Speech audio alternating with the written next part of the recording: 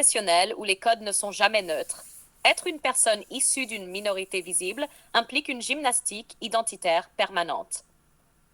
L'article explore, à travers des scènes réalistes et un ton à la fois drôle et percutant, la tension entre l'authenticité personnelle et les attentes normatives du monde du travail. À partir de situations vécues, de dialogues incisifs et de moments du quotidien, le lecteur découvre les stratégies silencieuses que développent nombre de professionnels racisés pour rentrer dans le moule sans s'effacer. Dress code implicite, hygiène irréprochable, maîtrise des émotions, parfum discret, langage calibré, tout y passe. Mais derrière l'adaptation, il y a une question centrale. Comment rester fidèle à soi-même sans compromettre son avenir? Ce premier épisode de la série Soyons inattaquables.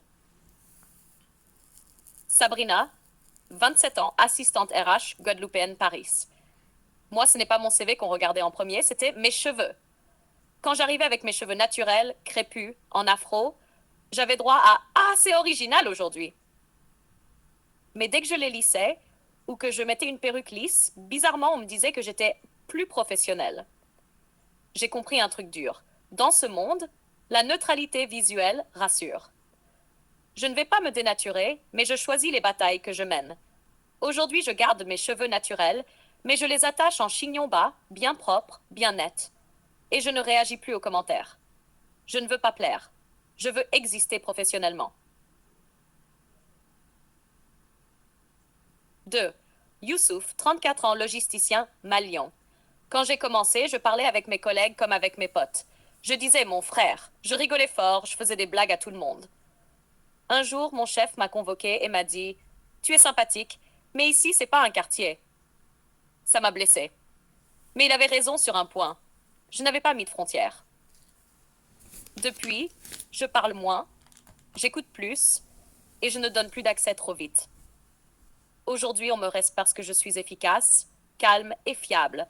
Et quand je parle, on m'écoute. Parce que j'ai appris à me taire d'abord. 3.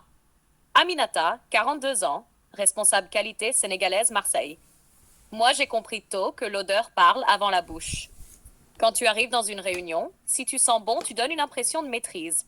Moi, je mets toujours un parfum léger et élégant. Et j'ai une trousse avec brosse à dents, lingette, déo, tous les jours. Pas une fois par semaine. Tous les jours. On croit que l'odeur, c'est un détail, mais ça crée de la confiance. Tu veux qu'on t'écoute? Alors commence par ne jamais déranger leur sens. 4. Kevin, 25 ans, jeune diplômé, congolais, Toulouse. Je suis arrivé en entretien avec une veste à capuche, une barbe bataillée, un parfum trop fort. J'avais le niveau. Je connaissais mes dossiers, mais je faisais peur sans le savoir. J'ai été recalé. Ensuite, j'ai investi dans une chemise propre, j'ai rasé ma barbe, j'ai acheté un parfum discret. J'ai compris, on te juge sur ce que tu dégages, pas sur ce que tu es au fond. Aujourd'hui, je suis dans une boîte d'ingé. Mais tous les matins, je m'habille comme si j'allais signer un contrat. Parce que quelque part, chaque jour est un nouveau test. Temps, comptable, franco-malienne. Je parle avec un petit accent, et je voyais que les gens m'écoutaient avec un sourire un peu moqueur. Un jour, j'ai pris des cours de diction. 6 mois, pas pour devenir française, mais pour parler plus clair. Aujourd'hui, on me respecte. Et quand je présente les chiffres, on ne regarde plus mon accent. On écoute mon autorité. Ce que je dis à mes enfants, votre couleur, c'est une force. Mais votre rigueur, c'est votre bouclier. Conclusion à ces témoignages. On n'a pas demandé à être jugé, mais on a le droit d'être prêt. Ce que ces témoignages montrent, c'est que l'excellence stratégique n'est pas de la soumission, c'est de la vision. Mes maîtres du terrain. Épisode 1. Tu sens quoi, frère? Thème, le parfum et l'odeur corporelle comme langage silencieux dans le monde professionnel. Voix off, grave, posée, sobre, style documentaire afro-urbaine. Intro, on t'a jamais dit ça, mais ton odeur, c'est ton premier discours. Avant que tu ouvres la bouche, avant qu'on lise ton CV, ton parfum entre avant toi.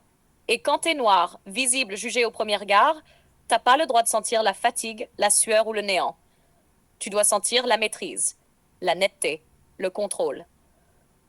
Corps, ton affirmé mentor. Le parfum, c'est pas un luxe, c'est un signal invisible. Je sais qui je suis. Je suis propre. Je suis prêt. Mais un parfum frais, discret, propre. Pas un truc qui cogne. Pas une odeur de soirée ou de chicha. Prada l'homme, Dior sauvage, Aqua di Gio. 2 sprays. Pas plus. Un sur le cou, un sur le poignet. Jamais sur les fringues. Astuce, garde un mini déo dans ton sac. Brosse-toi les dents le matin et avant les rendez-vous. Et toujours un chewing-gum neutre à porter. Ce que les gens sentent de toi, c'est ce qu'ils vont penser de toi. Conclusion, ton solennel. Tu veux qu'on t'écoute? Tu veux qu'on t'intègre? Tu veux qu'on t'invite à la table? Alors commence par ne jamais déranger leur sens. Le respect commence là, quand tu ne nuis pas, et quand tu parfumes l'espace avec ta discipline. T'as pas de look, t'as un code. Thème, l'habit professionnel comme stratégie sociale et arme silencieuse pour minorité visible. Interviewer bondi, lumière blafarde, bande son étouffée. Il est là. Kevin, 26 ans, noir, silencieux, assis dans le wagon. T-shirt noir, veste à capuche, écouteurs vissés, jogging, regard ailleurs. En face, un cadre blanc, costume bleu, mallette, parfum sec. Plan croisé. Le cadre relève à peine les yeux. Kevin fixe le sol. Il sait déjà qu'il sera jugé avant d'arriver. Voif. Grave, sobre. Cabane. T'as de look. T'as un code. Et dans le monde de l'entreprise, ton apparence est un contrat silencieux. Soit tu inspires la confiance, soit tu actives le doute. Scène 2, hall d'entrée d'entreprise à 55. Kevin entre dans l'immeuble de verre. Caméra basse. Zoom lent sur ses chaussures usées. Les vigiles le scannent du regard. T'as pas besoin d'être beau. T'as besoin d'être lisible. Scène 3, int salle de bain. La veille au soir.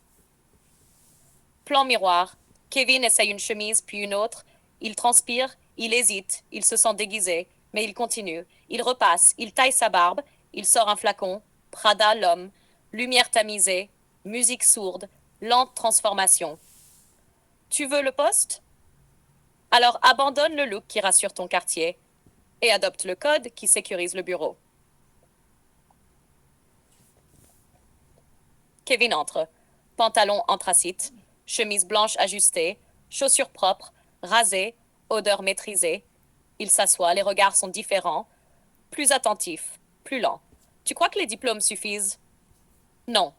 Ils veulent voir si tu ressembles à l'idée qu'ils ont de leurs collègues. Bureau de l'entretien. Il entre. Silence. Le recruteur le regarde sans sourire. C'est vous, Kevin? Calme. Oui, monsieur. Plan fixe. Lent zoom sur le recruteur. Il hoche la tête. Il a déjà pris une décision. Et ce n'est pas le diplôme qui a parlé. Tu veux qu'on t'appelle monsieur? Habille-toi comme un mur, pas comme une enseigne. Pas de logo, pas de logo, pas de capuche. Pas d'excès, juste du contrôle, du calme, du sérieux. T'as pas de look, t'as un code. Et si tu le maîtrises, tu les doutais de leur propre jugement. Vice est une arme sociale. Plus tu es minoritaire, plus ton calme devient stratégique. Épisode 3. Les gens écoutent ton silence. Thème. Apprendre à se taire pour imposer du poids, de la présence et du respect. Scène d'ouverture, une salle de réunion, 8h30. 6 personnes autour de la table. Bruit de feuilles, gobelets, stylos, rire forcé. Au fond, Fatou, 33 ans, noire, responsable logistique. Elle observe, elle ne parle pas. Zoom lent sur ses yeux, le chef parle, le stagiaire coupe, 2 collègues ricanent. Elle, rien. Pas un mot. Pas un geste de trop. Voix off, grave, calme, posé. Tu veux qu'on te respecte? Commence par te taire. Pas fuir, pas disparaître, mais observer, canaliser, calculer. Scène flashback, intime bureau, 3 mois avant. Fatou s'énerve. Elle parle fort, elle explique, elle argumente, elle tape sur la table, on l'interrompt, on lui dit « T'es trop tendu ». On note « Agressive ». Quand t'es minoritaire, ta parole est une loupe. Si tu parles trop, tu deviens envahissante. Si tu coupes, t'es irrespectueuse. Si tu expliques, t'es dans la plainte. Alors, choisis le silence. Pas pour fuir, pour piéger. Scène centrale, anti-café de l'entreprise. Fatou écoute deux collègues parler d'un dossier mal géré. Elle sait qu'elle a la solution, mais elle ne dit rien. Elle boit son thé. Elle regarde. Elle entend tout. Le silence, c'est pas du retrait, c'est une présence intelligente. Le pouvoir du silence, c'est qu'il oblige les autres à se positionner par rapport à toi.